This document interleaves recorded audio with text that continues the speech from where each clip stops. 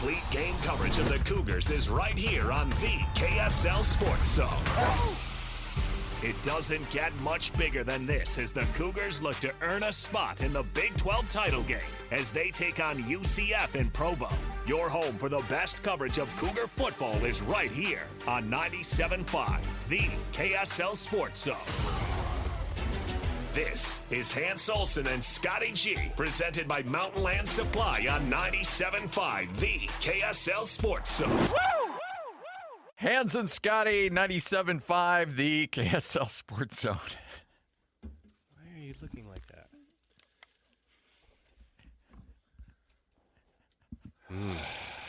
Man, that was looks could kill. See, this is what happens when Hans watches bad football. It completely alters his personality. You're like the Hulk. He went like the Hulk. You wouldn't like Hans when he's angry. No. Well, the good news is during the break, I was watching the offensive line. They're good. Yes. They're very good. And, Devin Dampierre, bless his ever-loving heart, given everything he's got to try to get that first down. It was 4th and 7, and he puts his head down. Got one guy that swings at it. I think it was Purnell that swings at it. You got VJ Payne, the safety that comes in and puts his helmet on it, and that dang ball pops out. And in that moment, I'm like, Devin Dampierre, man, you did it again. You lost the game. And the whole time, he's the one guy that's given everything he's got. I mean, the reason that ball popped out is because he's extremely exhausted. At that point, he had passed for probably 230 yards, and he had ran for probably 85, 90 of them. Mm-hmm. And he's just trying to give you the gusto. Yeah. And then he took another shot. There were 3 hits that he took in that single play. But he was able to get things going. The offensive line got things going. I mean, Utah rushed for 300 yards on their own. Oh, yeah. That's a dang good day. You put 50 points on the board. You had yourself a heck of a day offensively. How much credit do you give to Jason Beck in all of this? Quite a bit. I like his Bird Ficklin usage. Mm-hmm. I like his Dampierre usage. I'm watching the dump downs to Dallin Bentley. Beautiful pass off of a quick curl that went for a nice first down. J.J. Buchanan had a couple of critical grabs. Mm-hmm. So I like the tight end usage. I like the Ficklin usage.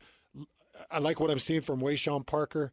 But okay, so I put the blame on the Utah defensive personnel. I'm going to put the praise on the Utah offensive line personnel and just say, that's a hell of a job, man. So some to Jason Beck, but I'm going to give a lot to this offensive line. And, I'd probably give 60, 70% of what we saw to this offensive line. Devin Dampierre with his guts, good usage. Wayshawn Parker's nice, but I don't know. What about you, Frank? Where do you give the credit for an offensive effort to put up 51 points? This is the 3rd time they've gone over 50 in the last 4 games. Well, the last time we saw the offensive line get stuffed, I mean, there was 0 offensive productivity. It's Tech. Yeah. BYU. Well, BYU, I would say Texas true. Tech, Yeah. BYU stuffed up that line pretty well. But when that isn't the issue, the offensive look at the last several games. The offense is very productive, especially running the football. I think I would say it's like I give a lot of credit to all the other guys, but it's the 5 guys up front that just set the tone for the offensive side. Like they weren't going to be pushed around. And then I would say that I may have been – it's like you want Devin Dampierre to be all the things.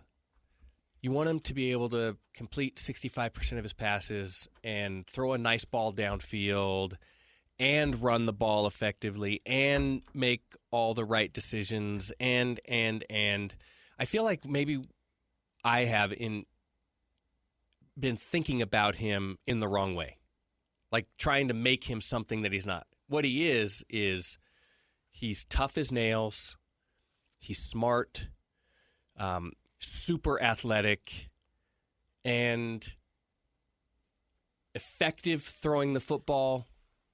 I don't think he's a classic thrower of the football. But effective. But effective. And what he is he's the guy up and down the sidelines saying, this isn't over. This game isn't over. Fumbles the ball, looks like it's over, and he's the guy saying, there's still time on the clock. And getting an offensive unit ready to take the field again from behind to go down and win a football game. Yeah. And the offense not only won the football game, they kept that team in touch the entire game. So you never you were always like, well, if it goes right, then, and it did. And that, to me, is on the shoulders of Devin Dampier. So after the fumble, Kansas State goes right down the field and scores. Mm-hmm. They score quick. They're sitting 47-35. They decide to go for 2 to make it a 14-point game. And I'm watching the play right here. Now, I've harped on the defense. Now I'm going to love up the defense a little bit. Smith Snowden is one-on-one with the outside receiver. Outside receiver runs a quick slant. It's just man-on-man. That's a really tough thing to defend. So because tough. If that slant comes shallow off a 2-point conversion and all the receiver has to do is jump down and low and inside to get it, it's so tough to defend. But there's Smith Snowden right there. Gets his hand on it, pops it up, and puts it in the hands of Teo Johnson. Teo Johnson does a great job of keeping his wherewithal, getting down the field, and moving this to a 10-point game. I talked to Scotty about this yesterday. That 4-point swing to make it a 10-point game was critical because Devin Dampier came out with the energy like, oh, we got this now. Yeah. You set us up. We got this now. We'll take it from here. Mm-hmm. All we need is a touchdown and a field goal. Yes. It changed obviously, changed the complexion of the game. There's certain elements, and Hans and I talked about this a little bit yesterday. There's certain things that can happen in a game that really alter momentum. And a 4th and 1 stop, you mentioned, can do more for a team than even an interception or a fumble. Now, if those are returned for a touchdown, obviously that carries a little bit more weight. Mm-hmm. But I think that 2-point conversion, like everybody in that stadium was like, wait a minute. There's an opportunity here. Here's our path. Yep. That's exactly right. There's a path here. Yep, I agree. 1,000%. Change the momentum of the game. And speaking of Devin Dampier, so you're sitting 47-37, and you go on this drive. You're sitting 3rd and 22. 3rd and 22. That ball that he throws, you're sitting 3rd and 22. You're down by 10. That ball that he throws to Larry Simmons on it looks like a corner. This is a corner route. Deep corner? Yeah, deep corner is put so much on the money. And now you end up 4th and 1, but you convert on that 4th. But that throw on 3rd and 22, guys, is as good as it gets. That thing is 20 yards through the air. No, that thing's 18 yards through the air. And a strike, perfect strike. How tough is that route to throw, Frank? The corner route? Yeah. Oh, it's one of the greatest. It's one of the greatest routes to throw. If the receiver runs it the right way, the reason is if the receiver runs it the right way, the defensive back is on his hip, back, and there isn't a cornerback falling back into that passing lane, you have margin for error. Like you can lead him to the sideline. You can throw the ball short. You can even underthrow it. Still have some opportunity to get it to the receiver. I think it's I would say it's a very forgiving pattern. So then you go to that 4th and 1. You call that Wayshawn Parker draw? Yeah. On a 4th and 1? Whoo, he gets hit 2 yards in the backfield. Yeah. Yeah, that's all on Wayshawn there. Wayshawn gets hit 2 yards in the backfield, and he gets hit on a blitzing linebacker. So you come on a run blitz.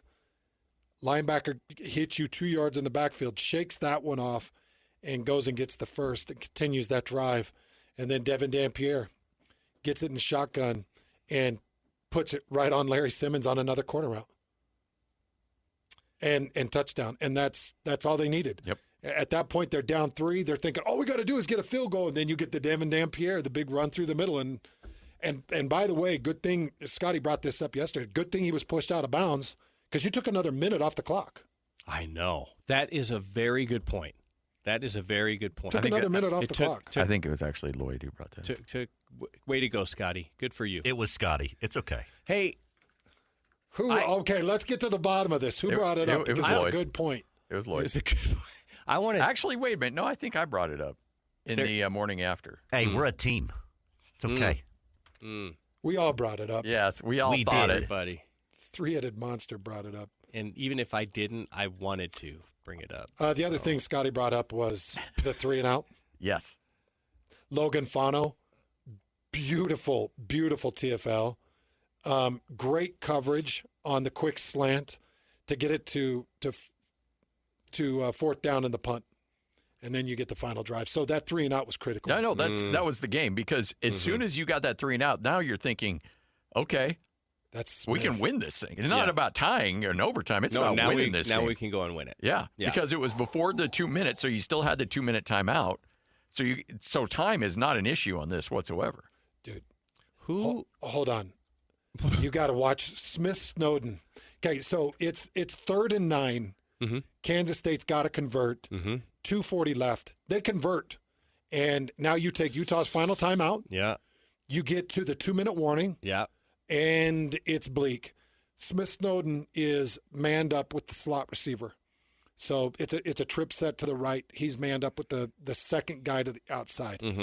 Second guy to the outside hits a quick slant, which, by the way, almost a rub route. Yeah. But Smith Snowden goes underneath the rub, stays hard on the slant, and he's there as the ball's arriving to bring him down for about a 4-yard gain. Smith Snowden played that as well as any quarter could have played it in the country. Yep. To save that drive to force the punt. Okay, so I gave the defense a very hard time.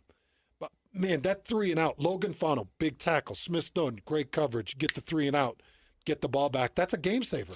Some of the great defensive efforts in this game are completely overshadowed by what was otherwise true. a disaster. Hey, and for the most part, guys were hustling. In fact, the hustle kind of got them out of position a lot of times defensively. Right. Kansas State was using the hustle because I think that the coaches were lighting their hair on fire. Sure. We will pull you. We will sit you. We will do whatever you got. If you do not get to this ball, if you don't do – and when coaches do that, you're like, and then you're so frantic. You're trying to get to the ball. You may lose a little discipline. Yeah, you lose a ton of – and you're following the ball instead of your keys. Yeah.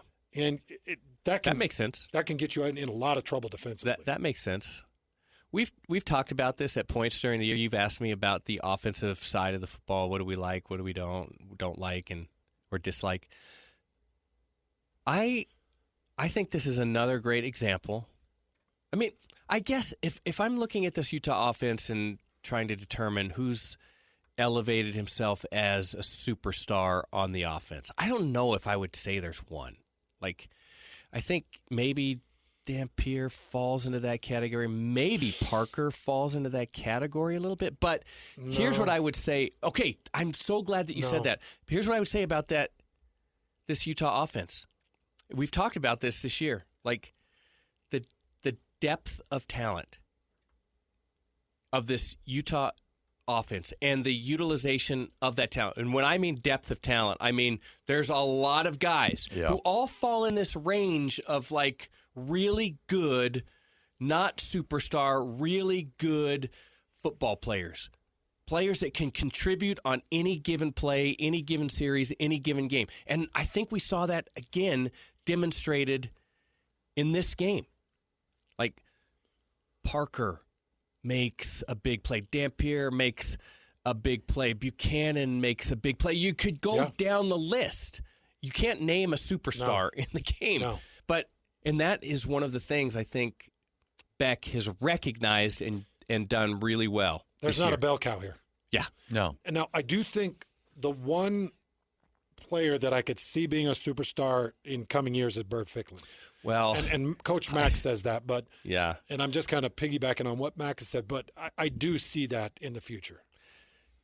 There's something different about that guy. And his ceiling.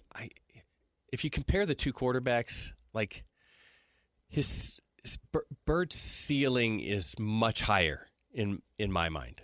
So this is going to be an interesting conundrum for Kyle Whittingham because you're going to have everybody and their dog lining up for Bird Ficklin, saying like, hey, do you really want to sit behind this guy? Mm-hmm. That's John Beck's guy. He brought him with him from New Mexico. He's not going to give you the starting job. You're not going to have a chance to get a starting job. You come here, not only will we pay you, you're going to be our starting quarterback. You're going to be the man next year. Mm-hmm. And I'm Kyle, in a perfect world, and if it was 6 years ago, would have both of them on his roster, and life would be good. Not anymore. I don't know how that plays out. That's why I swear, like, maybe not a Power 4 team, but a group of 5 team that needs a head coach goes to Jason Beck, says, can you bring one of them? Come be our head coach. Bring one of them. Because Jason could be a head coach. I agree with that. He's that organized. He's that much of a dude. He could be a head coach. And I could see a G5 be like, hey, come on. Let's get you $3.8 million. Let's get your quarterback, $800,000. Come here. Let's go win an American Conference championship. Let's play this game. What is more likely to occur? Do you want to play? Yeah. Are you in? Okay. Yep. What's more likely to occur? Is it more likely that Utah keeps both Dampier and Ficklin? No. Or is it more likely that Jason Beck takes a head coaching job? Or is it more likely that Jay Hill takes a head coaching job? Of the 3. So you're saying what's more likely? Keeping both quarterbacks, Jason Beck taking a head job, or Jay Hill taking a head job? Yeah. Or Jay Hill taking a head job, yes. Jay Hill taking a job. That's the most likely. Well, he's going to be the most hunted, don't you think? Yes, I would think so. Yeah. He should be. Jay will be the most hunted. Yeah. I'd say the second most likely is not being able to keep both. And probably third most likely is Jason Beck, the head coach. Mm. I think Jason Beck is enjoying being able to buoy up a Utah team that needs an offense. I got to imagine don't you think he's just wallowing in this?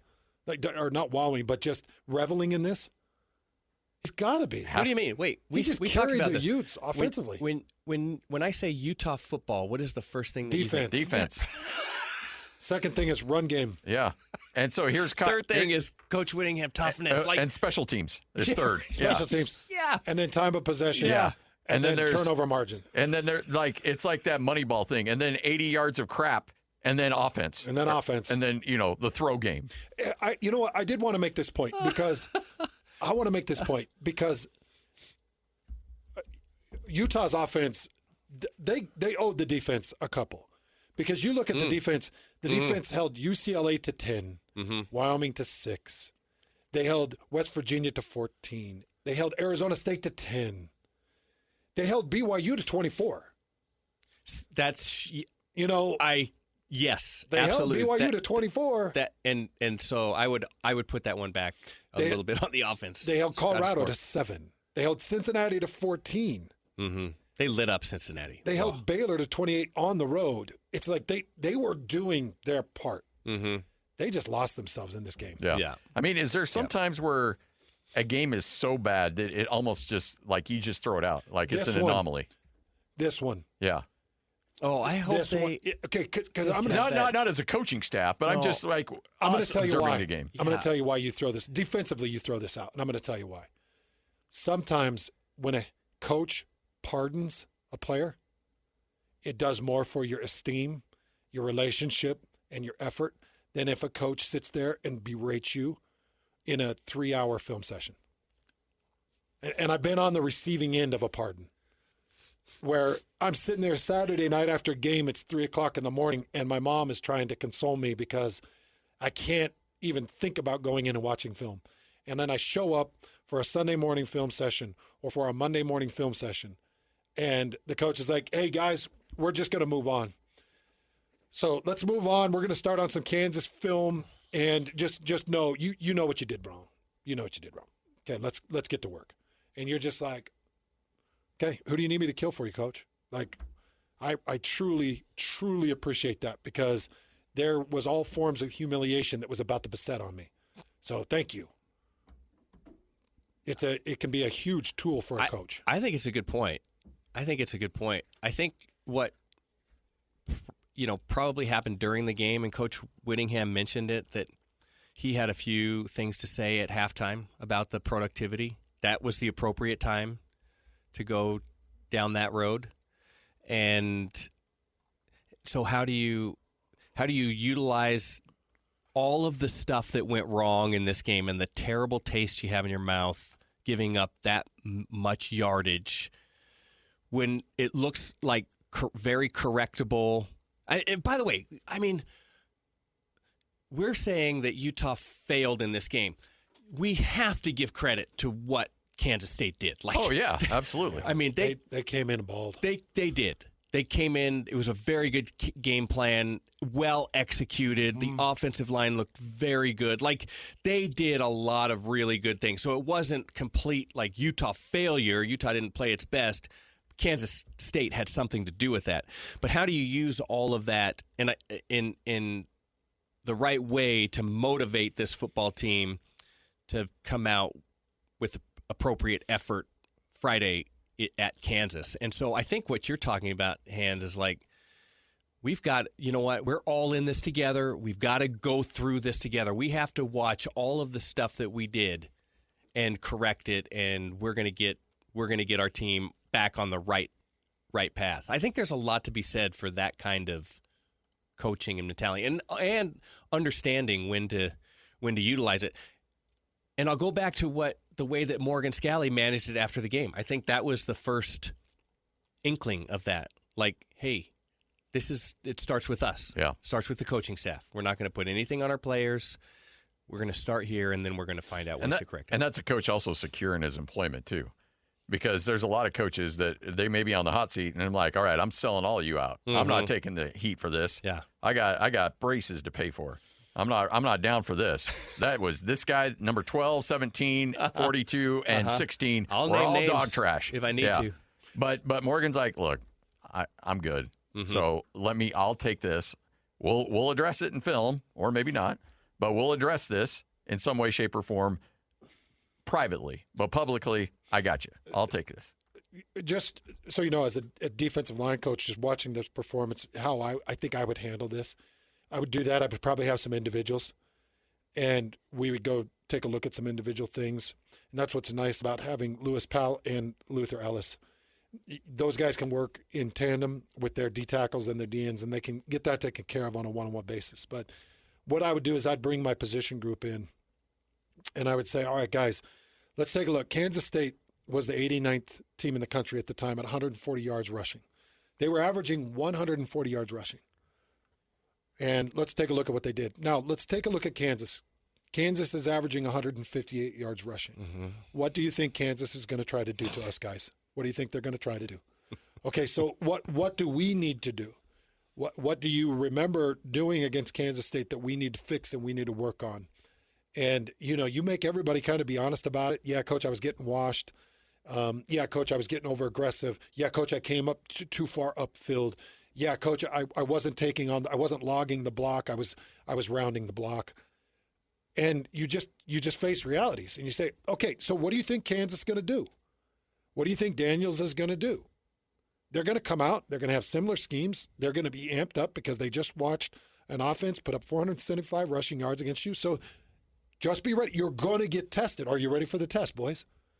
Let's go out. We'll fix what the problem is. We'll get ready for the test. All you got to do is study, and we'll be ready for the test. The personnel is right. Now, I'm sick for John Henry Daly. That sucks so bad, man. But, all right, so Cash Dillon, it's your turn, man. You guys were going back and forth in camp. We didn't know who was going to start. It's your turn. Time to grow up, be a big boy here. And I just go back to the drawing board. But I have some honest recognition of what Kansas State did. I tell them, what do you think Kansas is going to do? And how are we going to stop Kansas from doing that? And then we go at it. Yeah. And I think you're going to see a really nice roundabout performance from this defense, and I think you're going to see 130 or less rushing yards from Kansas. All right, so I'll set the number and think about it during the break. It sounds like you're already going the under Frank, I'll ask you as well. Their average is what, 154? 158 or 154, something like that. 158. It's to be exact, it's 157.18, but let's just go 158. Okay. Well, we'll go over-under on rushing yards for Kansas as they'll be at home. Utah hits the road for this one. We'll preview that game coming up next right here on 97.5, the KSL Sports Zone. Utah football more than the KSL Sports Zone. Ready? The regular season comes to an end for Kyle Whittingham and the Utes as they hit the road for a battle against Kansas. Your home for the best coverage of Utah football is right here on 97.5, the KSL Sports Zone. This is Hans Olsen and Scotty G. Presented by Mountain Land Supply on 97.5, the KSL Sports Zone. All right, Hans and Scotty, 97.5, the KSL Sports Zone, as Utah hits the road to Lawrence, Kansas, to take on a 5-6 Jayhawk team that has lost 4 out of their last 5. Hans, you've been to that stadium. You know that it can get a little rowdy. I wonder where they're at now, knowing that the season really hasn't gone the way they would have hoped. It's still going to be a good place, and it's going to be senior night, and they've rebuilt parts of that stadium. They've got one more year, I think, attached to the full rebuild of that stadium. They call it the Horseshoe. It sits in kind of a beautiful kind of valley area, and it's an amazing campus, and it's a great fan base, and it's a fun road game. And a home to one of the great running backs of all time. All time. They made a movie about him. Well, it was actually about his fullback, but he was also prominent in the movie. It was called Brian's Song. The one and only Gale Sayers is a Kansas Jayhawk. I didn't know he was a Kansas Jayhawk. I didn't know that either. Did you double check that? I just don't want you to be terribly wrong here. You can double check it. Oh my gosh. Where did Brian Piccolo go? Yeah, Wake Forest. I think you're thinking of Brian Piccolo. I think he's the Jayhawk. Did you say Wake Forest for Piccolo? Yeah, but I made that one up. By the way, the Kansas crowd, great crowd. They would never chant racist or bigoted things like other crowds. Oh, well, look at that. Gale Sayers, graduate of the University of Kansas. That's so weird. You're so smart. Not only is he good looking, folks. Look at the big brain on Brad. Look at the big brain on Frank. What did Gale Sayers famously say? 18 inches of daylight. That's all I need. He was a great one. He was so good. He was a great one. If he had been a player today with the medical advances, that knee injury, I think he probably would have been able to come back and play at a high level again. Anyway, I will one of the greats. I will say this about Kansas. As Scotty mentioned, they've lost 4 of their last 5. Yes. And it's a gauntlet. They lost to Texas Tech, Arizona, Iowa State, and Kansas State. But this Kansas State team that Utah just beat Kansas 42-17. Kansas State. Who whipped them at home. Yep. They went to Lawrence and who whipped them. So this is a very beatable team, and you need to distance yourself a little bit, smother them early. Mm-hmm. You got to make this a 30-point win, and then you just keep your fingers crossed. You keep for all the other stuff. Yeah. I don't even think I think Utah may have lost focus slightly against Kansas State. Like they seemed like they were on this track of it doesn't matter. Nothing at the postseason matters unless we take care of this week. And maybe getting 2 weeks left in the season, maybe you lose a little focus like, oh, wait, if we win this game and we win next game, then we could find ourselves. And there was a bunch of talk like we're sitting right there in the playoff picture and all of that stuff. So maybe that a little bit of a wake-up call heading into Kansas of, you know what, it doesn't matter unless we take care of this week. That's all we can control is this week. Well, and that's why I think this is a ugly, ugly game for Kansas. I think Utah goes in and wins this game by 3 or more touchdowns. And back to our other point, 157 yards of rushing. Mm-hmm. I'm taking the under by a country mile in this one. Okay, let me give you this one then, because it's 158 yards, right? Yeah, 100 yards. Over, under. Over. Under. Wow. Oh, that's. You got to remember this. Under. this You got team, Jalen Daniels. This Utah defense has been giving up. Going into that game was 143 yards. Probably coming out of the game is 158 yards. But give me the over. On 100 All right, yards? Let's go 135. Under. 132. I think they keep him to 132. All right. That's the number that keeps standing out to me. Now, the question I want to ask you guys, because everybody in this state needs to get rid of a couple of these 2-loss teams. Is there any chance Notre Dame loses to Stanford? No. Okay. Is there any chance that Oklahoma loses to LSU? Is Lane Kiffin coaching LSU in this game? No. No. Okay, well. And it is at home for Oklahoma. Probably not, sadly. If I'm a member of that LSU team, I'm like, what are we doing here? They've camped up. They put a fork in it. They're done. Really? Yeah. No. Well, really?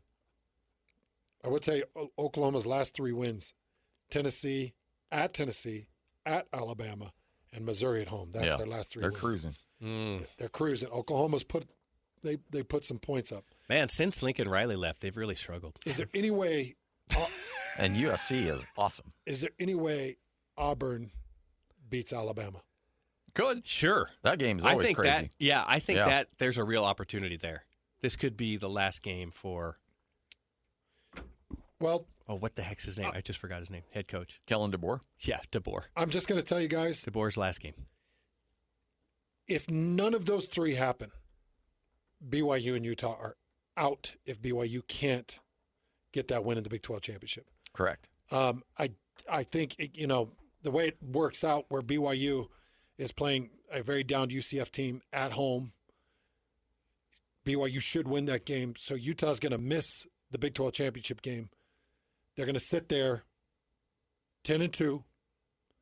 Hopefully they just beat the pants off Kansas, putting up 50-plus points in hopefully 4 of their last 5 games. Yeah. Showing great offense, and then showing that their defense can rebound from a bad Kansas State performance. You just hope that somebody sits there and says, I've got to see more of this team. For Utah. Utah. What is more meaningful to that group that's sitting there and thinking we need to see more? Is it more meaningful to have an offense that somehow miraculously is right on top of the Big 12 for Utah, or a defense and especially considering what happened last week, which will they take more into account? Defense or offensive productivity? Well, I think the pollsters love offense. Yeah. Don't you think? I do too. And so that's so strange now that could be the deciding factor for Utah to potentially get into a playoff scenario. Yeah. But here's the thing. Their offense has been so productive. Utah could beat Kansas this weekend 75-0, and they're not getting into the playoffs. Yeah, I agree with that wholeheartedly. I think the Big 12 generally is the only way the Big 12 not highly regarded. Yeah, the only way the Big 12 is getting 2 is if BYU beats Texas Tech. That's it. Because then BYU gets the automatic bid, and then Texas Tech may get an at-large. It, frankly, wouldn't surprise me if they bumped Texas Tech out of the equation. Like, well, we don't like the way you're trending right now, so you're out. BYU gets the automatic. Yeah, that would be. Hey, don't give me the angry death stare. You said it. You're the one who said it. Who should I direct that stare at? The committee. Not me. You're speaking for the committee. Okay, fine. I'll take it. Mm-hmm. Bring it my way. That's just, I don't know. Texas Tech is the number 7 overall defense in the country, and they are just below Utah in offense at number 7 in the country offensively. So they're number 7 both offensively and defensively in the country. I think if BYU beats them, Texas Tech is going to get the nod. Yeah, I do too. But I see what you're saying Yeah. because everybody wants to make this appeal and point that the Big 12 is a one-bid league. You know, there's a part of me that's like, man, I love that the group of 5 has an automatic bid. I do wonder a bit if you need to put some stipulations on it. You becoming an elitist now? This is just one of those rare, I know. this is one of those There's rare not seasons they don't belong. There's not a G5 team that deserves it. They don't deserve it. I agree with you.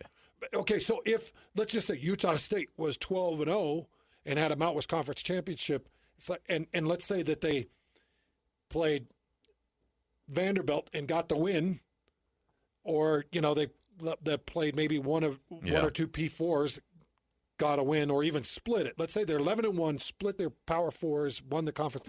Then it's like, okay, I can see it. I think Tulane is the highest. Right now, it looks like Tulane. Yeah. Mm-hmm. Tulane showed up at number 24. They are the only group of 5 team that showed up in the college football playoff, and it's like 9-2. I don't think that and yeah, Retzlaff's going to get there because their final game is Charlotte. Yeah. And I'm sure Retzlaff's going to get there, which is wild. Yeah. All right, Hans and Scotty, 97.5, the KSL Sports Zone will wrap up this bad boy. Coming up next. Let's go! Complete game coverage of the Cougars is right here on the KSL Sports Zone. It doesn't get much bigger than this as the Cougars look to earn a spot in the Big 12 title game as they take on UCF in Provo. Your home for the best coverage of Cougar football is right here on 97.5, the KSL Sports Zone. This is Hans Olsen and Scotty G, presented by Mountain Land Supply on 97.5, the KSL Sports Zone. Woo! Who knew Bowflex could do that? Who knew? Lloyd knows it's not a Bowflex. It's the total gym. It's not a total gym either. Shake weight. It's not a shake weight. We're trying to figure out how Hans's arms have gotten so big as of late. Can the cameras pick up Yeah, they're huge and defined. the gun show? Jeez, man. Those. I don't know, man. Hey, do you have to go to the vet later today? Why? The pythons look sick. Oh, my gosh. Lloyd, if you ever ask how my Bowflex is again, I'm going to hurt you. He spent 4 hours assembling that monstrous gym of his. Yeah. It's a full-on I'm cables sorry machine. that I got it mixed up. I apologize. It's a Universal's machine. Don't dismiss the Hey, Bowflex. and I feel like the longer Don't that dismiss you a good the longer you go without acknowledging our sports themed Christmas tree, the more I think you're a curmudgeon. You're a Grinch. I am, and I'll tell you exactly why. Yes. Thanksgiving hasn't even occurred. What are we doing? We're trying to Enjoy spread a little Christmas cheer in I here. don't have it. I don't have it. Jeez, man. I'm happy to admit that. And if you do have the Christmas spirit right now and you're disregarding Thanksgiving, which, by the way, is the best holiday of the year, Agreed. then there's probably something wrong with you. Look inside yourself. I'll tell I you, won't acknowledge any of this. I think it's one big holiday, actually. Thanksgiving and Christmas just, all lumped together. yeah. I'll tell you one It's thing the holidays. that's not going well Is it the Festivus? is For the all the rest of us. glitter that's in here got on my shirt, and I went home and Amanda's like, Oh, where have you been, huh? I'm like, babe, they've got a Christmas tree that sits on my right shoulder, Yeah. and it's glitter all over me. You sure that Were you wasn't? like this? Amanda, Yes, Scotty, I'm sure. there's a Christmas tree full of glitter on my right shoulder. If you would have watched, you would have seen that. Did you say that? I'm showing Scotty. It's glitter. Look at that. Yeah, That's yeah. a glitter bulb. But Glitter it doesn't bulb. look. The glitter doesn't magically jump off the tree Yeah. onto your shirt. Is that Oh, is that glitter going to junior college? all over my shirt. This show has devolved into.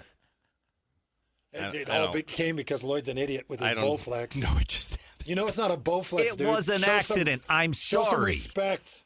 I was showing respect for your arms. That I said they're Bowflex looking comment. good. You know what? stood up and they're big. You know, does it matter what you're doing if you get the results like that? Yeah. Yeah, because if I'm in there doing Tybo and following Billy Blanks, Oh, that's wow. not- That's a blast from the past. yeah, that's not exactly how I want to get it done. Why? But Why if it not? works, what does it Why matter? not? If the results are Because the Why are same. you offended? Because the Bowflex doesn't work. You want to be? Tell that to Chuck Norris. Yeah, tell that to Chuck Norris. And Christy Brinkley. No, they weren't And Bowflex. They Christy. were. Yeah. They were. Yeah.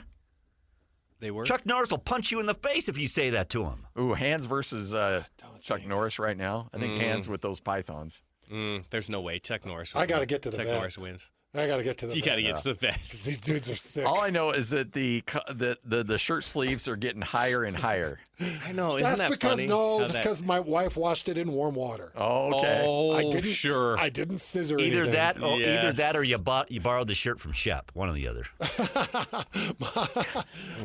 Don't be dragging Shep into don't this. do that, Come man. on, he doesn't deserve strays. And my boy Shep's got some guns too. Yeah. He does. All right, final score in this one, Frank. Utah, Kansas. 35-10. I will go 52-17. Give me 48-14. All right. 48-14. They should put a stomping. It's going to be ugly in Lawrence. But here's the thing. Is it the Vegas Bowl, or are you guys holding out for a possibility that they get the nod? I think you want to make the committee look as dumb as possible and make it as hard on them as possible. You're probably not getting in, but you want people to see, like, Utah scored 50 points for 4 weeks in a row, and just get your name out there, and then go to a bowl game and punish whoever you play in a bowl game, and just show the world, like, yeah, you screwed up. If Texas Tech is the sole representative of the Big 12, That's can we lend them Jack Kelly and Devin Dampierre and Logan Fano? Well, I'm sure with that money guy, they'd be more than happy to pay him if it was possible. Just mercenaries. Just put them out there for because if Texas Tech goes and gets embarrassed, boys, and they're the only ones to represent. Oh, yeah. That'd be a bad deal. That would be bad. I can't think of a worse scenario because the Big 12 would be behind the 8 ball going into 2026. Yeah. It'd be like, the Big 12, why do we even waste our time? What needs to happen is BYU beat Texas Tech, get into the automatic bid. Texas Tech is there, and both teams win games in the playoff. So best case scenario, if you're Utah fan, best case scenario is for Texas Tech to win the championship game. Oh, yeah. You can't have BYU in there if you're a Utah fan. No. Yeah. Well, I'm talking about best case scenario for the Big overall 12. vibe of the Big 12. I know, yeah. but this isn't the Big 12 preview show. This is the Utah preview show. In order for Utah to get there, one of those 3 that I talked about, Notre Dame, Alabama, and Oklahoma, one of them is going to have to, if it's Auburn that's beat, one of those has to fall to 3 losses. And then the other one has to fall So out of in those a 3 championship games, game. But the Notre Dame doesn't have one. Notre Dame doesn't even play one. One of those can. I don't know. Yeah. One of those can fall. I don't know. Notre Dame gets a free ride, man. We better get out of here because Stevenson Sylvester looks like he's ready to punch somebody in the face. Let it be Frank. Frank. You know what? Did you see the guns on Stevenson? I know. Bowflex guy? He's not a Bowflexer. He's a Bowflex guy. Look at him. Unbelievable. Lloyd, did you ask Sly how his Bowflex has helped him? No. You didn't, did you? Because he's in the same Don't room. take it so Don't be so offended. I don't use a Bowflex. Oh, I'm sorry. I didn't know you didn't use a no, Bowflex. you do I know. apologize. You just like to rub that in my face. All right. Coming up next, it's JJ and Alex with Sly filling in right here on 97.5 the KSL Sports Zone.